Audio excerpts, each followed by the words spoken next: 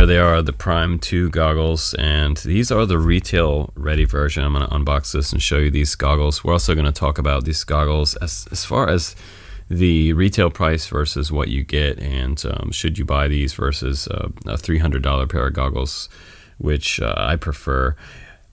A lot of this depends on how much budget you have for your first pair of goggles, and that's what we're primarily looking at here today. Topsky released the 1S goggles last year, and a lot of people bought those. There was kind of mixed reviews on those. They were huge on the hype wagon coming out. The hype train was huge on those. So the Prime 2 doesn't have quite as much hype, but a lot of people are really interested in these because, well, they're like $90 for the pair of goggles, and they have built-in DVR diversity and a lot of cool stuff packed into them. Also, an internal 2000 milliamp 1S battery, which is also replaceable, so you can pull it in and out this bottom hatch right here. So without further ado, let me show you a little bit of flight footage from the DVR. We'll talk about the characteristics of the goggles while I'm using them, and we'll come back and we'll take a look at the goggles a little bit closer up. Okay, so it's testing time for the Topsky Prime 2s. Let's go ahead and get it up in the air, the Diatone 4K prototype that I have here. What I was surprised first and foremost with the Topsky Prime 2s is the reception. Look at the receiver quality coming back to the goggles here. This is the DVR recording my flight, and this is the resolution that you can expect from the DVR. It looks actually pretty good, and you're looking at 1080p video, which I have it sized up from 1080p, so if you make this even smaller, it's going to look even better at its native resolution. But the receiver quality is what got me first. It's just as good as my $300 pair of goggles, which is amazing for a $90 pair of goggles. A lot of times, guys, when I get a cheaper pair of goggles, I'm a little bit, I'm not thinking the best thoughts about a cheap toy-like pair of goggles, and these are not toy-like, which is really nice for the price. You can go way out there with the diversity setup on here and go way up in the air, and look at this, it's still solid on those dipole antennas. So I'm pretty impressed with the dipoles. If you want to make them even better than they come stock out of the box, you can use the Fox Ear antennas. I'm going to try to put those links down below for the new Lollipop and that diversity receiver. And I'm going to test it pretty far out in the field, kind of down low, because that's where you're going to get a lot of flicker, and these seem to have a little bit less flicker than some of my more expensive goggles start to really haze out this far out in the field and that low. So this is running on 200 milliwatt on this Diatone 4K prototype, and I'm not seeing a whole lot of problems down low with these goggles, which is amazing because I can see everything going on in front of me. And the big bad wolf tends to be in FPV, if you're new to this, is getting down low far away. You really do lose a lot of reception back to your goggles, and you can go blind momentarily, which I did not lose any reception, and I'm at least a couple football fields away when I was doing that down the road run right there. So back across into the second field over, at least a couple football fields out again on 200 milliwatt. I'm pretty impressed with the receivers in here. So I feel like the resolution could be a little bit higher, but again, you're not going to get super high resolution for that price. I think if you were, wanting an alternative, you could probably go for some Fat Shark transformers or the new Scout goggles. Those might be the competitors to these, but these are looking pretty good. I am actually enjoying them a lot, and I'm running down that row right there, really close to the grass, low to the ground, no problem at all. So I'm pretty impressed. Topsky, they have a better version here than the 1S versions. So if you're looking to get your first pair of goggles, I'm liking the future direction that Topsky is taking with this. They're listening to the crowd out there. Alright guys, welcome back. So that was the flight footage from the DVR. The resolution is not super high on these goggles, so if you're looking for some super crisp OLEDs, you're going to have to spend $500 or around $300 for the new Fat Sharks. So if it's not going to be good for you, then you want to spend a little more money. But if you're just looking to get into FPV and get your feet wet, and just, you know, dip your feet in the pool and see how it feels. These are totally acceptable for recreational flying.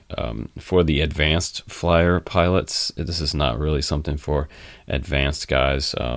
Friends of mine that are flying multi-GP and stuff like that, I believe they could do a race with these. But that being said, you know, it's not their goggle of choice because they're more invested in it than you might be. So that's something to consider. If you're one of those guys that has to have the best of everything, then obviously you're not going to buy these goggles and you're not worried about it. But for someone just getting started that just wants to try it out, these are perfectly fine. So these are the Prime 2s, and let me just go ahead and open up this box for you. And they have this protective piece of foam on the very top, which is great. And the goggles sitting in here just like this. You can see the 2 joysticks at the very top. Let me zoom into this real quick. On the left hand side, everything is clearly labeled right here: band, channel, and your auto search. And this is really cool because you can quickly tap on this and it'll run through all the channels and find the channel that you're on. If you're flying by yourself, that's awesome to use. If you're with other people, you probably want to search through your bands and then hit the channel button 1 through 8 and go through the channels. And I believe this does have 6 bands and 48 different channels. Modes joystick right here, you can move it up, down, left, and right, and press down. Over here on the right hand side, you can access your DVR by pressing the play button right here, and you can start recording by pressing record right there. Obviously the power button is right here. You push and hold that for a second, it turns on, and your DVR joystick right here will access up and down for your recorded videos. Now it does record in AVI, which I generally prefer it record in MP4 on the for the Mac. If you have a PC, the AVI files are just fine. So let me go ahead and break these out of the box for you. They have a 3-point strap, one over the top of your head, and the strap felt actually pretty comfortable. I gotta say, I like the strap. It is adjustable in the front on the top. It looks like the top strap is not removable because it's sewn into this back part, but what I like a lot about these is I don't like a battery on my head, so this is nice that there is no battery point back here for hanging a battery off the back of your head. It's just something that I don't like, the extra weight. But this has the battery incorporated inside it, and thank God it's also removable. There's a little door right here. This hatch opens up, and there's actually a JST connector. I can't get that open, but I'm gonna have to pry it open with a 3-inch prop here. So you can see inside there is a JST in there, and you can unplug that and pull that battery out if you want to. The battery sits right across here. And also what I think is cool about this version of the goggles is that the last version kind of cut into my nose a little bit, and they don't have any padding right here for the nose, for the bridge of your nose. Most people's nose won't hit this, but I had a friend try these on, and he said that they touched his nose on the sides right here. So I have a pretty big nose, and mine didn't touch the rim right here, which is great. So they've kind of changed this for most of us Americans because we have pretty big features. But if we zoom in right here, you can see, and actually this has one big screen with 2 diopters right here that are magnifying the screen. And just above that, very similar to Fat Shark, that's where your SD card goes for your DVR. And plenty of padding right here. And this is also removable, which is nice. So if you needed to replace this, it got dirty. And after a while, these do get dirty. You need to replace them about I would recommend every 6 months or so. I know some people wait a couple years, but if you fly them for too long, they'll start to give you a rash on your face if they get really dirty. So all that bacteria builds up when you do fly a lot. And let's take a look at the bottom again. Let me see if I can get this trap door back on here for you. Snap that back on. Takes a little screwdriver or something just to pop that off, but it says use both hands to adjust the diopter. And the diopter is here. This will push this entire part right here in and out, and the diopters are here like I showed you before. And you're supposed to do that at the same time. The IPD adjustment is here, and that's going to change the focal point left and right. to match your eyesight, which brings everything into focus. And let's talk about focus for a second, because I didn't have a problem with the screen size in front of my eyes. Sometimes they put the screen too close, and if the screen is too close, you have a problem with focusing on the bottom corners, and that's a problem. With these, the screen is far enough away, and I can get it far enough away that everything comes into focus, which is really nice. Now on the left hand side, we have a few different things here. We have our SMA connector on the side there, one on this side, and we have the diopter adjustment on the very top, that little wheel. Your IPD adjustments here, AV in, and you can turn it on and off here as well, RX on and off. And that's your receiver. So we're receiving from the quad is transmitting. And over here on this side, we have the other port, SMA port for your diversity. So you have your second antenna on that side. Up here we have the diopter, the IPD adjustment, your headphone jack, and a USB port for charging up your internal battery. Now in the box they also give you a USB cable, which kind of matches your goggles, and they give you two antennas, and these are dipole antennas, which I'm not a big fan of. If you're going to run antennas, I suggest getting the Foxeer combo that I have right here. This is the Lollipop 2, but the Lollipop 3 is now out, and the Lollipop 2 for me works just fine. I also have the Echo patch antenna over here on this side, and if you pair up these antennas on this set of goggles, you're going to have a really nice setup. This is an 8 dB patch antenna, and it works great for either FPV racing or freestyle way out into the field. Also in the box I got a little microfiber cloth for cleaning the diopters, and it actually has the Topsky logo on there, which is kind of nice. Let's just take that out real quick. I can get to it. These are really nice because you constantly have fingerprints on your lenses, and you need to clean them off, and I happen to have fingerprints on these right now, so you could definitely use a cleaning with this cloth.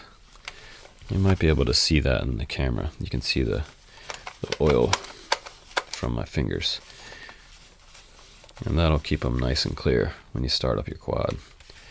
Now let's talk about the image quality real quick of the Prime 2s. You know, the image resolution is not super high, but it's flyable, which is good. It's not the most terrible pair of goggles in the world, and they're not the best goggles in the world. I'm not going to sit here and hype these up and tell you these are the best goggles out there on the planet. You should go buy them right now.